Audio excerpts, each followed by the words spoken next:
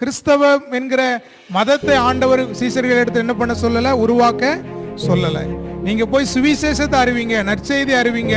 இயேசு கிறிஸ்து உங்களுக்காக சிலுவையில மரித்திருக்கிறார், உயிரோடு எழுந்திருக்கிறார், அவர் மீண்டும் வரப்போகிறார், அவர் உங்க வாழ்க்கையில நன்மை செய்வார், அவர் விசுவாசிங்க, அப்படிதான் சொல்ல சொன்னாரே தவிர கிறிஸ்தவ என்கிற ஒரு மதத்தை என்னுடைய பெயரை வைத்து நீங்க ஆரம்பிங்க இயேசு என்ன பண்ணல, சொல்லல.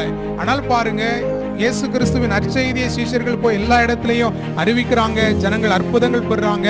அது மாத்திரமல்ல, அந்த இயேசு கிறிஸ்துவை குறித்து அறிவிக்கிற ஆண்டவருடைய சீஷர்களா இருக்கிறவங்க அவங்க ஒருவர் மேல எப்படி இருக்கிறாங்க, அன்பா இருக்கிறாங்க, எல்லாரையும் நேசிக்கிறாங்க. அவங்க காரியம் வித்தியாசமா இருக்குது, மற்ற ஜனங்களை போல இல்ல. அதை பார்த்த உடனே எல்லாரும் என்ன சொல்றாங்கன்னா, இவர்கள் கிறிஸ்து என்கிற ஒருவரை பிரசங்கிக்கிறவர்கள், அந்த கிறிஸ்துவின் அடிச்சுவடை பின்பற்றுகிறவர்கள், ஆகவே இவர்களுக்கு கிறிஸ்தவர்கள் என்று அந்த இடத்துல அவங்க என்ன பண்ணுகிறார்கள், பெயர் வைக்கிறார்கள். யார் என்றால் அந்தோனியா என்கிற பட்டணத்தை சார்ந்தவர்கள். அதுதான் இந்த நாட்களிலே